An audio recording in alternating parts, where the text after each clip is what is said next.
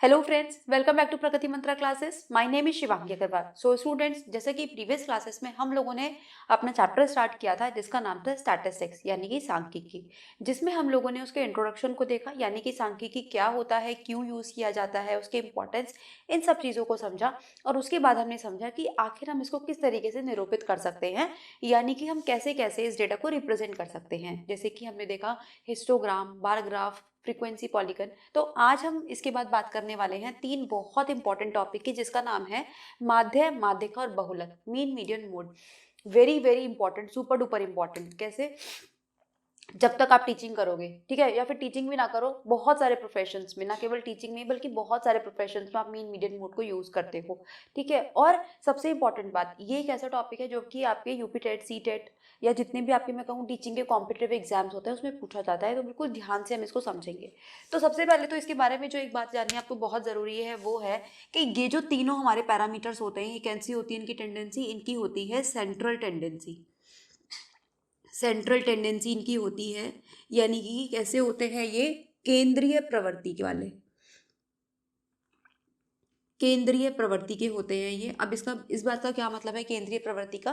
केंद्रीय प्रवृत्ति का मतलब होता है कि किसी भी चीज को एक जगह इकट्ठा हो जाना, एक जगह केंद्र बना लेना। तो ये जो नंबर्स आपके पास, जो आंसर्स आते हैं, वो क्या बताते हैं आपको कि जो हमारा सारा का सारा डेटा है वो इसी नंबर के आसपास क्या होगा? एक्यूमुलेटेड हो गया होगा, इकट्ठा हो गया होगा। इसी चीज को हम बोलते हैं सेंट्रल टेंडेंसी। अब बात आती है कि आखिर हम इसको किस तरीके से फाइंड कर सकते हैं, कैसे हम मीन निकाल सकते हैं, मीडियन निकाल सकते हैं, मोड निकाल सकते हैं। तो अब हर आपको इन तीनों चीजों के आपको दो दो प्रोसेस मिलेंगे। कैसे? देखो, क्यों मैं ऐसा होगा कि दो दो प्रोसेस मिलेंगे? क्योंकि जो हमारे पास आंकड़े होते हैं, जो डेटा होते हैं, वो दो फॉर्म में हो सकते हैं। कौन कौन से? एक तो हो सकता है हमारे पास अनग्रुप डेटा, और एक होता है हमारे पास ग्रुप्ड डेटा, यानी कि अवर्गीकृत, और एक होता है वर्गीकृत। वर्गीकृत, ठीक। तो दो तरीके के डेटा होते हैं, इसीलिए हम दो, एक तरह से मैं कहूँ, दो मेथड्स को फॉलो करते हैं। तो सबसे पहले हम क्या देखेंगे कि मीन, माध्यम कैसे निकालेंगे, और उसमें भी हम देखेंगे कि अवर्गीकृत के लिए कैसे निकालेंगे। फिर हम देखेंगे कि वर्गीकृत अगर डेटा है हमारे पास, ग्रुप्ड डेटा है हमारे पास, तब हम कैसे निकालेंगे। तो चलिए अब यहाँ से अपने मेन इस वीडियो के पार्ट को शुरू करते हैं। तो देखिए, अब जैसे कि यहाँ पे मान लीजिए आपको ये इस तरीके से नंबर दे दिए गए, ये नंबर आपको दे दिए गए और आपसे बोला गया कि इसका माध्य निकालिए, मीन निकालिए। तो देखो, एक चीज हम याद रखिएगा कि जो मीन होता है वो एज इट इज, जैसे हम लोगों ने अपनी छोटी क्लासेस में औसत सीखा था, एवरेज सीखा था, बिल्कुल उसी तरीके से हम यहाँ पे मीन निकाल सकते हैं। लेकिन केवल किसके लिए? जब हमारे पास अवर्गीकृत डेटा हो। तो देखिए कैसे निकालेंगे। आपको यहाँ पे सिंपली क्या करना होता है, जितने भी हमारे पास नंबर्स होते हैं, जितने भी हमारे पास आंकड़े होते हैं, उनको हम ऐड कर लेंगे और उनको डिवाइड हम किससे कर देंगे कि जितने हमारे पास पद हैं। यानी कि हम यहाँ पे क्या लेते हैं, इस मीन का क्या मतलब होता है? मीन को हम इस तरीके से अगर मैं डिनोट कर देती हूँ तो यहाँ पे क्या आता है? समेशन। ठीक है। अब ये क्या होता है? देखो, ये एक सिंबल है जिसका नेम हम बुलाते हैं कैसे? सिग्मा के नेम से, जिसको हम बुलाते हैं सिग्मा के नेम से। और क्या रिप्रेजेंट करता है? ये रिप्रेजेंट करता है समेशन को। अब समेशन का मतलब क्या होता है? सम, यानी कि जोड़। यानी कि हम क्या कर रहे हैं, यहाँ पे सारे पदों को ऐड कर रहे हैं। तो हम किस चीज का समेशन ले रहे हैं?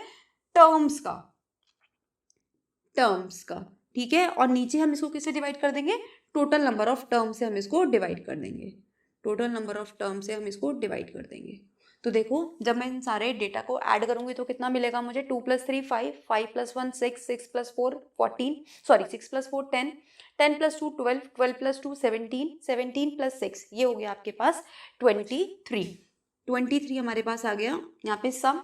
अब जब हम इसको कितने नंबर से डिवाइड कर देंगे? 1 2 3 4 5 6 7, 7 से हम इसको कर देंगे डिवाइड। तो जो भी आपके पास पॉइंट में आंसर आएगा, जैसे कि यहाँ पे मुझे मिलेगा 3, यहाँ पे बचेगा आपके पास पॉइंट 20 यानी कि 2, 6 बचेगा तो 68, यानी कि 3.28। इस डेटा का क्या आ गया मेरे पास? यहाँ पे मीन आ गया। तो बहुत ईजी है, जो भी आपके पास डेटा दिया गया है जस्ट उसको प्लस करिए, जितने भी नंबर ऑफ टर्म से डिवाइड कर दीजिए, आपको क्या मिल जाएगा? माध्य मिल जाएगा, मीन मिल जाएगा। अब ये तो बात रही हमारे पास अनग्रुप डेटा की। इसी तरीके से अब हम एक एग्जाम्पल की हेल्प से समझेंगे कि आखिर हम ग्रुप डेटा अगर हमारे पास है तो उसके लिए हम मीन कैसे निकाल सकते हैं।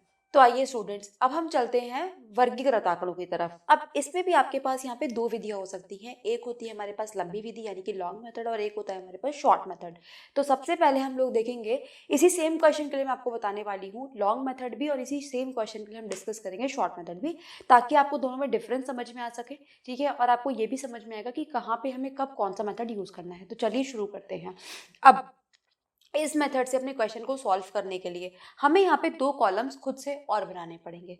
और सबसे पहला यहाँ पे जो कॉलम हम बनाएंगे वो होगा मध्य बिंदु का। मध्य बिंदु, अब नाम से ही समझ में आ रहा है कि हमें क्या निकालना है, मिडिल पॉइंट निकालना है। कैसे निकालेंगे, ये जो दोनों आपको लिमिट्स दी गई हैं, यानी कि जो हमारे पास है अपर लिमिट और लोअर लिमिट, इनको आप ऐड करोगे और 2 से डिवाइड कर दोगे। देखो कैसे, 45 और 49 को आप ऐड करो, कितना आएगा, ये आएगा आपके पास 4 और 94। अब इसको हमें करना है 2 से डिवाइड। तो देखो 2 से डिवाइड करेंगे तो कितना आ जाएगा, 47। तो बस आपको ये 47 यहाँ पे इसके सामने लिख देना है। इसी तरीके से हम इसका फाइंड करेंगे। तो 40 + 44, 40 + 44 बाय 2, तो ये आपके पास आ जाएगा 84/2, यानी कि ये आपके पास आ जाएगा 42। बस, तो 42 हम लिख देंगे इसके सामने। इसी तरीके से आपको सारे वर्गांतर के लिए आप फाइंड कर लेंगे। कैसे, यहाँ पे आ जाएगा ये 37, फिर आ जाएगा ये 32, फिर आ जाएगा ये 27, फिर ये आ जाएगा 22, 17, 12, 7, और ये आ गया आपके पास 2। अब एक और यहाँ पे कॉलम में बनाना है, किस चीज़ का, अब हम करेंगे इन दोनों को गुणा। जो हमारी आवृत्तियां हैं और मध्य बिंदु जो हमने निकाला, इन दोनों को गुणा करके हम एक और कॉलम बना देंगे। तो मध्य बिंदु इंटू आवृत्तियां। अब हम यहाँ पे गुणा करना शुरू करेंगे। तो 47 को 1 से गुणा करेंगे तो 47 ही आ जाएगा। इसी तरीके से इन दोनों को गुणा करोगे तो कितना आ जाएगा, 84। इसी तरीके से आप 37 को 3 से करोगे तो 13, 7 3 जा 21, 3 3 जा 9, 1 1 1। इसी तरीके से आप यहाँ पे करेंगे तो ये हो जाएगा आपके पास 6 2 जा 12, 192। तो अब हम सेम तरीके से इन सारे नंबर्स को मल्टीप्लाई करके यहाँ पे लिखते जाएंगे। तो देखिए स्टूडेंट्स, अब हमने यहाँ पे ये टेबल बना ली। अब इसके बाद हमें क्या करना है, जैसे हमने पहले करा था कि सारी टर्म्स को हमने ऐड कर दिया था प्लस नंबर ऑफ टर्म्स से उसको डिवाइड कर दिया था, वही काम हमें यहाँ पर भी करना है। अब ये हमारी सारी क्या आ गई हैं, टर्म्स आ गई है एक तरीके से। अब हम इनको क्या करेंगे, जोड़ लेंगे। तो जब आप इनको ऐड करेंगे स्टूडेंट्स, तो ये आपके पास आएगा 1612। और इसी तरीके से हम हर बार क्या करेंगे, आवृत्तियों को ऐड करेंगे। तो ये आपके पास आएगा 1 और 2 3, इस तरीके से ये आ गया आपके पास 76। अब देखो, अब फॉर्मूला यहाँ पे क्या बनता है, फॉर्मूला बनता है मीन निकालने का, समेशन यानी कि सिग्मा जिसको हम बोलते हैं, मध्य बिंदु इनटू आवृत्तियां। ठीक, और यहाँ पे क्या आता है हमारे पास, कुल पदों का योग या कुल आवृत्तियां। तो देखिए, अब हमारे पास मध्य बिंदु इंटू आवृत्तियों का योग कितना आया, हमारे पास आया यहाँ पे 1612। तो हम यहाँ पे 1612 लिख देंगे। और टोटल आवृत्तियाँ कितनी आई हमारे पास, यहाँ पे टोटल करने के बाद आया 76। 76 से हम कर देंगे इसको डिवाइड। तो ये आपके पास आंसर मिलेगा आपको 21.21, और यही क्या मिल गया आपके पास, आपका मीन। अब ये जो मेथड है ये हमारा था लॉन्ग मेथड। इसी सेम क्वेश्चन के लिए अब हम डिस्कस करेंगे अपने शॉर्ट मेथड को। तो आइए स्टूडेंट्स, अब हम इसी सेम क्वेश्चन को सॉल्व करेंगे किस मेथड से, छोटे मेथड से। अभी हमने देखा था लंबा मेथड। तो अब एक चीज इन दोनों मेथड में कॉमन है कि यहाँ पर भी हमें मध्य बिंदु को फाइंड करना ही करना पड़ेगा। अब एक यहाँ पे हमारी 1-2 टेबल्स और नहीं बनेंगी, 2 कॉलम और नहीं बनेंगे, तो उनको देखते हैं। तो जो सबसे पहला हमारा नया कॉलम बनेगा वो आएगा विचलन का, विचलन यानी कि जिसको हम इंग्लिश में बोलते हैं डेविएशन। अब इसमें हमें क्या करना है, आप देखो यहाँ से ये टोटल नंबर ऑफ वर्गांतर काउंट करिए। तो 1 2 3 4 5 6 7 8 9 10। अब अगर ये 10 है तो अगर मैं इसके मिडिल का निकालना चाहूँ तो ये जो 2 वर्गांतर है ये मेरे पास मिडिल के आ जाएंगे। तो अब जिसको भी आप चाहो, ठीक है, जिसको भी आप चाहो उसको एक बार आप बीच का मान लो, ठीक है, सेंटर का मान लो, और उसको हम 0 असाइन कर देंगे। तो आपकी बुक में क्योंकि इसी को असाइन करा हुआ है 0, तो मैं आपको इसी से सॉल्व करके दिखाती हूँ ताकि आपको पीडीएफ लेते हुए टाइम कोई कंफ्यूजन ना हो। तो अगर मैंने यहाँ पे 0 प्लेस कर दिया तो अब इसके ऊपर जितने भी नंबर हैं, इसके ऊपर से मेरा मतलब है कि अगर मेरे पास ऊपर बड़े वर्गांतर हैं तो मैं प्लस में नंबर दूंगी, और यहाँ पे जैसे कि छोटे वर्गांतर है तो मैं यहाँ पे माइनस नंबर दूंगी। मान लो ये टेबल हमारे पास उल्टी होती ठीक है। तो अगर ये टेबल उल्टी होती तो हम क्या करते कि माइनस के नंबर ऊपर रखते हैं और हम पॉजिटिव नंबर नीचे रखते हैं। तो कहने का मतलब ये है कि जिस साइड हमारे पास बड़े नंबर्स होंगे, ठीक है, बड़े वर्गांतर होंगे, वहां पर हम पॉजिटिव नंबर असाइन करेंगे, जहां पर हमारे पास छोटे नंबर्स होंगे वहां पर हम नेगेटिव नंबर असाइन करेंगे। कैसे? अब देखो यहाँ पे हमने 0 दे दिया, अब इसको हम दे देंगे +1, इसको हम दे देंगे +2, इसको हम दे देंगे +3, यहाँ पर हम दे देंगे +4 और यहाँ पर हम दे देंगे +5। नीचे 0 से छोटा -1, -2 और सॉरी 17 को हम देंगे -1, फिर -2, -3 और -4। अब देखिए, अब जो चौथी टेबल हमारे पास बनेगी, चौथा कॉलम बनेगा, वो बनेगा विचलन इनटू आवृत्तियां। विचलन इनटू आवृत्तियां। तो बस अब यहाँ पे समझ में ही आ रहा है कि हमें क्या करना है, विचलन को और आवृत्तियों को गुणा कर देना है। अब यहाँ पे हमें पॉजिटिव और नेगेटिव साइन का बहुत ध्यान रखना है। अगर पॉजिटिव साइन से मल्टीप्लाई कर रहे हैं तो आंसर पॉजिटिव, नेगेटिव साइन से मल्टीप्लाई कर रहे हैं तो आंसर नेगेटिव। तो 5 को जब हम मल्टीप्लाई करेंगे तो क्या आएगा, 5, 4 2 जा 8, 3 3 जा 9, 6 2 जा 12, 8 1 जा 8। 0 से मल्टीप्लाई करने पर 0, माइनस का 26, माइनस का 22, ये हो जाएगा माइनस का 6 और ये हो जाएगा हमारे पास 0। अब फिर से वही काम, हमें क्या करना होता था यहाँ पे, एडिशन। तो एडिशन करने के लिए हम क्या करेंगे, प्लस वाले नंबर्स को एक साथ ऐड कर लेंगे, माइनस वाले नंबर्स को एक साथ ऐड करेंगे। तो देखिए जब आप इन सब सारे नंबर्स को ऐड करोगे तो कितना, 20, 29 और 8 ये हो जाएगा 37। तो 37 और 5 ये हो जाएगा आपके पास 42। अब देखिए इसी तरीके से हम इनको ऐड करेंगे तो ये क्या आएगा आपके पास, ये हो जाएगा आपके पास 8, 48 में जब आप 6 ऐड करोगे तो ये हो जाएगा माइनस का 54। ठीक, अब इन दोनों को भी हमें माइनस प्लस करना है। कैसे करेंगे, क्योंकि अब देखिए यहाँ पे बड़ा नंबर हमारे पास माइनस का है तो आंसर कैसा आएगा, माइनस का आएगा। और प्लस माइनस क्या होता है हमारे पास, माइनस। यानी कि सिंपली अब आप 54 में से 42 को माइनस कर देंगे तो ये आपके पास कितना आ जाएगा, ये आपके पास आ जाएगा 12 माइनस का, क्योंकि 54 हमारे पास माइनस का था, बड़ी डिजिट थी, इसलिए हमने क्या कर दिया, यहाँ पे माइनस का साइन लगा दिया। तो अब देखिए स्टूडेंट्स, हमारे पास यहाँ पे सारी की सारी टेबल्स जितनी भी हमें बनानी थी इस छोटे मेथड के लिए वो हम बना चुके हैं। अब मेन बात आती है इसका फॉर्मूला। तो इसका जो फॉर्मूला है वो है m is equal to AM, फिर यहाँ पर है हमारे पास समेशन FD। अब ये FD क्या है, F हम जानते हैं फ्रीक्वेंसी को बोलते हैं और D क्या था हमारे पास, डेविएशन। और FD का डिनोट करता है, FD डिनोट करता है F इंटू डी को। यानी कि ये वाली जो टेबल का समेशन है ये हमें यहाँ पर लेना है। यहाँ पे वही हमारे पास number of terms into CI और यहाँ पे आएगा प्लस का साइन। इस तरीके से ही होता है हमारे पास फॉर्मूला। थोड़ा सा बस फॉर्मूला आपको एक दो बार आप करेंगे तो आपको याद हो जाएगा। सिंपली क्या करा है हमने, एज्यूम्ड मीन। अभी मैं आपको बताऊंगी कि एज्यूम मीन क्या होता है। फिर हमने जो हमारी लास्ट वाली टेबल थी उसका समेशन लेना है, यहाँ पर हमें टोटल नंबर ऑफ टर्म्स लेनी है और वहाँ पे हमें लेना है CI। अब ये CI क्या है और AM क्या है इसको समझते हैं। तो देखो एज्यूम मीन का क्या मतलब होता है कि जो भी हमने इस वर्गांतर को, ठीक है, जिस भी वर्गांतर को हमने क्या माना था, सेंटर माना था, उसके जो सामने वाला नंबर है उसको हम क्या लेते हैं, एज्यूम मीन लेते हैं। ध्यान रखिएगा इस बात का। एक बार और बताती हूँ इसको, मैंने क्या बताया आपको कि जो भी हमने वर्गांतर लिया है उसके सामने वाला जो भी मध्य बिंदु है वो हमारे पास क्या हो जाएगा, एज्यूम्ड मीन हो जाएगा। तो इतनी बात समझ में आई। अब हम बात करते हैं CI की, क्लास इंटरवल की, वर्गांतर क्या है। तो ध्यान रखिएगा ये जो नंबर वर्टिकल्स है इन दोनों को माइनस करने के बाद आपके पास जो भी संख्या आएगी वो क्या होगा, हमारा वर्गांतर होगा। तो 45 में से जब आप 40 माइनस करेंगे तो कितना आएगा, 5। यानी कि ये क्या बन गया हमारे पास, हमारा CI। अब देखिए जितनी भी वैल्यूज हमें फॉर्मूले में जरूरत थी वो सारी वैल्यूज मिल चुकी है। तो बस अब सिंपली हम सारे वैल्यूज को पुट कर देंगे। तो AM कितना है यहाँ पे 22, प्लस का साइन है तो प्लस लगा देंगे। फिर है हमारे पास FD का समेशन यानी कि माइनस का 12। N कितना था हमारे पास 76, पुट कर दिया। CI कितना आया 5। बस अब आपको इसको सॉल्व करना है। अब सॉल्व करने में बहुत सारे स्टूडेंट्स यहाँ पे गलती कर देते हैं क्या, तो इसको ध्यान से समझिएगा। जब मैं माइनस के 12 को 5 के साथ मल्टीप्लाई करूंगी तो मेरे पास क्या आएगा, ये आएगा मेरे पास 60 और वो भी माइनस का 60/76। ठीक है, अब आपको यहाँ पे बस मिस्टेक नहीं करनी है। अब आपको पहले आप क्या करोगे, इन दोनों नंबर्स को डिवाइड करोगे। मैंने क्या कहा, आप इन दोनों नंबर्स को डिवाइड करेंगे पहले और जो भी आपके पास आंसर आएगा, ठीक है, उसको आपको क्या कर देना है, इसमें से माइनस। माइनस का साइन क्यों आया, क्योंकि जब मैं प्लस माइनस यहाँ पे ब्रैकेट ओपन करूंगी तो ये क्या हो जाएगा, प्लस माइनस माइनस हो जाएगा। तो जब आप इसको सॉल्व करोगे ना तो फिर से आपके पास वही आंसर आ जाएगा 21.21। यानी कि चाहे मैं इस क्वेश्चन को लंबे मेथड से, चाहे मैं इस क्वेश्चन को छोटे मेथड से, लॉन्ग मेथड, शॉर्ट मेथड, कोई भी अप्लाई कर लूँ, मीन तो हमारा सेम ही आने वाला है। तो बात आती है कि ये दो मेथड क्यों बनाए गए। तो ध्यान रखिए स्टूडेंट्स, जब हमारे पास वर्गांतर जो होते हैं बहुत बड़े हो जाते हैं, फ्रीक्वेंसीज बहुत बड़ी बड़ी हो जाती हैं, तो जो हमारा लॉन्ग मेथड है उसमें मल्टीप्लाई करना हमारे लिए बहुत टफ हो जाता है। इसीलिए ये जो शॉर्ट मेथड था ये बनाया गया था।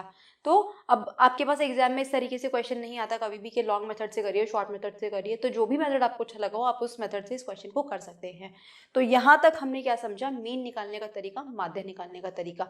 अब हम समझते हैं माध्यिका को, यानी कि मीडियन को। तो अब हम समझते हैं मीडियन को। देखो अब मीडियन के नाम से ही समझ में आ रहा है मिड। मिड का मतलब क्या होता है, बीच में। यानी कि एक ऐसी वैल्यू जो कि बिल्कुल बीचों बीच लाई करेगी, यानी कि जो हमारा डेटा होगा, आधा डेटा इस नंबर के ऊपर लाई करेगा और आधा ही डेटा हमारा इस नंबर के एग्जैक्टली नीचे लाई करेगा। तो वही क्या कहलाती है, हमारी मीडियन। अब फिर से वही बात कि मीडियन को भी हम दो तरीके की डेटा के लिए निकालेंगे, एक हमारे पास ग्रुप डेटा और एक हमारे पास अनग्रुप डेटा। तो सबसे पहले हम देखेंगे इसको अनग्रुप डेटा के लिए, यानी कि अवर्गीकृत आंकड़ों के लिए।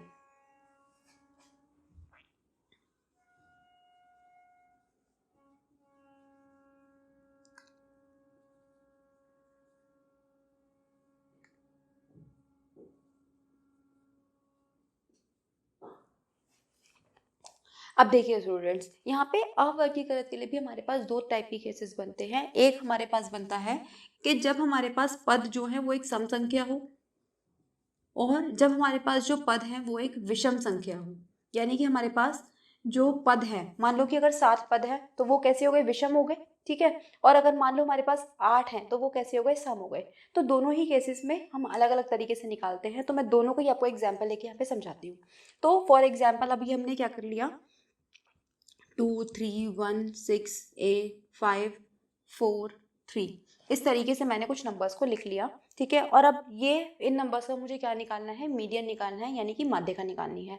तो सबसे पहले माध्यिका निकालने के लिए हमें यहाँ पे एक काम और करना पड़ेगा, क्या कि आपको अपने दिए हुए डेटा को या तो असेंडिंग ऑर्डर में या फिर डिसेंडिंग ऑर्डर में पहले अरेंज करना पड़ेगा। यानी कि या तो उसको आप आरोही क्रम में लगाइए या आप उसको अवरोही क्रम में लगाइए, जैसे भी आप लगाना चाहते हैं। तो उसके बाद ही हम क्या निकाल सकते हैं, अपना मीडियन निकाल सकते हैं। तो चलिए मैं इसको आरोही क्रम में लगा रही हूँ, यानी कि असेंडिंग ऑर्डर में लगा रही हूँ। तो यहाँ पे क्या आ जाएगा, 1 2 3 3 4 5 और 6। इस तरीके से मैंने अपने डेटा को अरेंज कर लिया। अब देखिए स्टूडेंट्स, हमने क्या कर लिया, अपने इस डेटा को हमने क्या कर लिया, असेंडिंग ऑर्डर में अरेंज कर लिया। अब आप सोच के देखो कि अगर मुझे इसके बीच का नंबर निकालना हो तो मैं कैसे निकालूंगी। 3 नंबर मैंने इधर से निकाल दिए, 3 नंबर मैंने इधर से निकाल दिए, तो जो मेरे बीच का नंबर है ये आ गया 3, और यही बन जाएगा हमारा आंसर। लेकिन अगर अब मान लो हमारे पास ये तो 7 ही नंबर थे, तो हमने निकाल दिया इधर से 3 इधर से 3। लेकिन अगर हमारे पास मान लीजिए एक बहुत बड़ा नंबर होता तो हम कैसे निकालते, उसके लिए भी देख लेते हैं। तो अब देखो यहाँ पे हमारे पास टोटल नंबर ऑफ टर्म्स कितनी है, हमारे पास है यहाँ पे टोटल नंबर ऑफ टर्म्स 7। तो जब भी हमारे पास पद जो होंगे विषम संख्या होगी एक, तो उसके लिए फॉर्मूला होता है n+1 बाय 2th, या फिर मैं इसको बोल सकती हूँ वा पद। यानी कि अब देखो यहाँ पे n की वैल्यू क्या रख देंगे हम, n की वैल्यू यहाँ पे रख देंगे 7+1/2, यानी कि 8/2, यानी कि 4, यानी कि कौन सी चौथी टर्म जो होगी, 4वां पद जो होगा हमारे पास, वो क्या हो जाएगा हमारा आंसर। तो आप काउंट करिए। अब आप 4 किसी भी साइड से काउंट कर सकते हैं, लेफ्ट हैंड साइड से भी, राइट हैंड साइड से भी।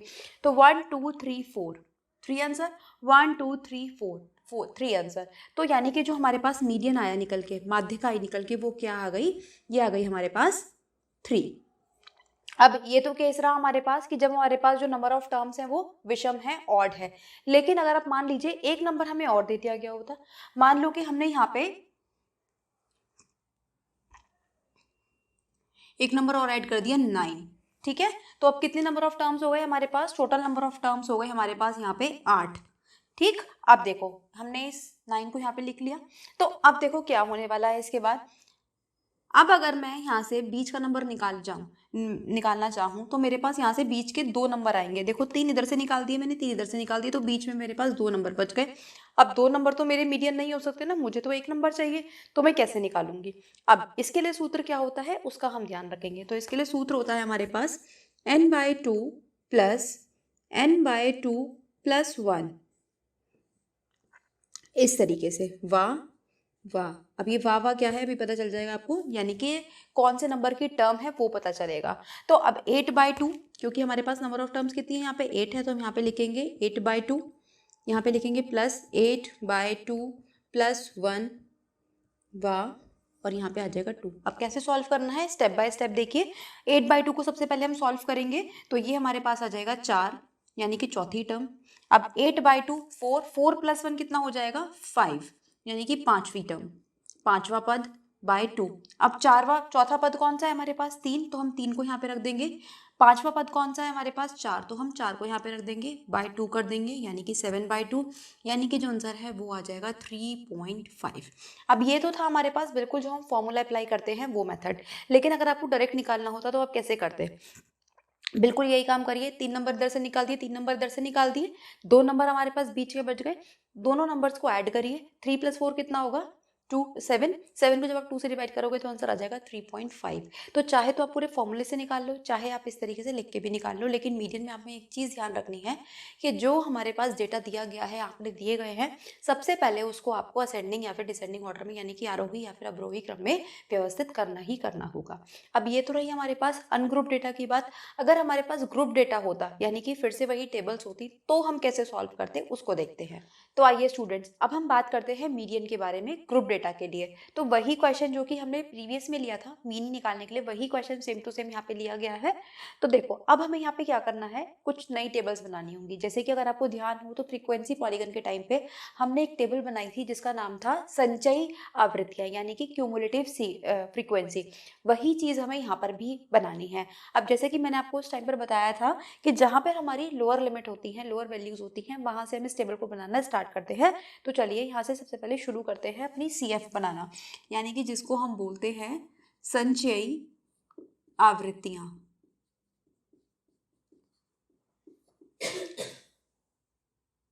आवृत्तियां है हमारी F और संचयी आवृत्तियां है हमारी पास CF। ठीक है, अब सॉल्व करना शुरू करते हैं यहाँ से। तो 0 का एज इट इज मैंने बताया था आपको, यहाँ से शुरू करते हैं वो 0 में जब आप 2 प्लस करोगे तो कितना आ जाएगा 2 में जब आप 13 प्लस करोगे तो कितना आ जाएगा 13 में जब आप 26 प्लस करोगे तो ये आ जाएगा 39 में जब आप 17 प्लस करेंगे तो ये आपके पास आ जाएगा 6 4 5 56 में जब आप 8 ऐड करेंगे तो 64 में 6 ऐड करेंगे तो 70, देन 73, देन 75 एंड देन 76। अब इसको चेक करने का तरीका कि हमने सही करा या नहीं करा, आप इन नंबर्स को ऐड करिए। अगर इन नंबर्स को ऐड करने के बाद हमारे ये दोनों नंबर्स मैच कर जाते हैं तो हमारा आंसर ठीक है। तो जैसे कि हमने देखा था प्रीवियस क्वेश्चन में भी, इन सबका सम भी 76 था और हमारा सम भी 76 आया, यानी कि हमने टेबल ठीक तरीके से बना ली है। अब आपको लास्ट क्लास में एक और चीज़ याद होगी कि हमने देखा था कि हम इन लिमिट्स को किस तरीके से सेम बनाते हैं। तो क्या बताया गया था आपको कि जो भी ये दोनों लिमिट्स हैं, आपको यहाँ पे सिंपली क्या करना है, आपको क्या करना है, इन दोनों का डिफरेंस देखना है। 45 और 44 का कितना है 1 को जब आप आधा करेंगे तो ये आ जाएगा 0.5। तो अब आपको यहाँ पे क्या करेंगे 0.5 के लिए के जो हमारे पास अपर लिमिट है उसमें आप ऐड करेंगे और लोअर लिमिट में से आप माइनस करते चले जाएंगे। तो मैं इसको यहीं पे लिख रही हूँ, ठीक है, यहीं पे मैं इसके लिए आपके लिए बना रही हूँ यहाँ पे थोड़ा थोड़ा। 44.5 इसमें ऐड करेंगे तो 49.5, इसी तरीके से यहाँ पे बन जाएगा 39.5 और यहाँ पर आ जाएगा हमारे पास 44.5। तो आप देख पा रहे हो कि इसकी जो हायर लिमिट है और इसकी जो लोअर लिमिट है ये दोनों आपस में सेम हो चुकी है। इसी तरीके से यहाँ पे बनेगा 34.5, यहाँ पर बनेगा 39.5। तो आई होप इसी तरीके से आप सारी टेबल बना सकते हो। 34.5, 29.5, 24.5, फिर है 19.5, 14.5, 9.5 एंड देन 4.5। यहाँ पे हमने ऐड कर दिया, इस तरफ से माइनस करते जाएंगे 29.5, फिर ये आ जाएगा आपके पास 24.5, ये आ जाएगा आपके पास 19.5, ये आ जाएगा आपके पास 14.5, 9.5, 4.5 और ये आ जाएगा आपके पास, यहाँ से जब आप माइनस करोगे तो माइनस का 0.5। इस तरीके से आपके पास आ गए। अब आपको यहाँ पे थोड़ी सी चीज़ों का ध्यान रखना है। क्या, आपको सबसे पहले ना इसका हाफ कर लेना है, ठीक है। जब आप इसका हाफ करोगे तो क्या आएगा, ये आपके पास निकल कर आएगा 38। अभी आपको ये बात समझ में आ जाएगी कि मैंने आपको क्यों ये हाफ करवाने के लिए बोला है और यहाँ पे क्या इसकी नीड है। अब 38 जहाँ पर भी आ गया तो आपको क्या करना है, 38 से 38 के नियरेस्ट वैल्यू देखिए, 38 के नियरेस्ट वैल्यू अगर मुझे दिख रही है इस टेबल में तो वो दिख रही है 39। यानी कि मैं क्या कर लूँगी, इस पूरी लाइन को इस तरीके से मार्क कर लूँगी। यहाँ पर हमने इस पूरी लाइन को इस तरीके से मार्क कर लिया। अब बारी आती है हमारे पास फॉर्मूले की। तो इसका जो फॉर्मूला है थोड़ा सा ध्यान रखिएगा कि मीडियन निकालने का फॉर्मूला क्या है इसका है L plus n/2 minus CF upon F into CI। PDF जो आपको प्राप्त होगी वो आपकी ऑफिशियल बुक है, ठीक है। तो और उस फॉर्मूले में और इस फॉर्मूले में थोड़ा सा डिफरेंस है। आप ये वाला फॉर्मूला एग्जाम में लिख के आइएगा, उसमें थोड़ा सा कंफ्यूजन है कि FM दिया हुआ है, F दिया हुआ है। मैं चाहती हूँ आप यही वाला फॉर्मूला करें, क्योंकि जब आप स्टैंडर्ड बुक्स पढ़ेंगे तो उसमें आपको यही वाला फॉर्मूला मिलेगा और आपको कभी भी कोई दिक्कत नहीं आएगी।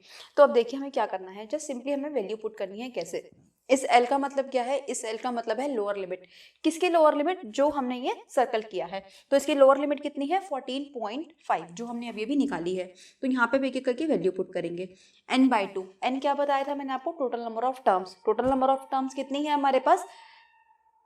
76। 76/2 करेंगे तो कितना आ जाएगा? यहाँ पे आ जाएगा 38।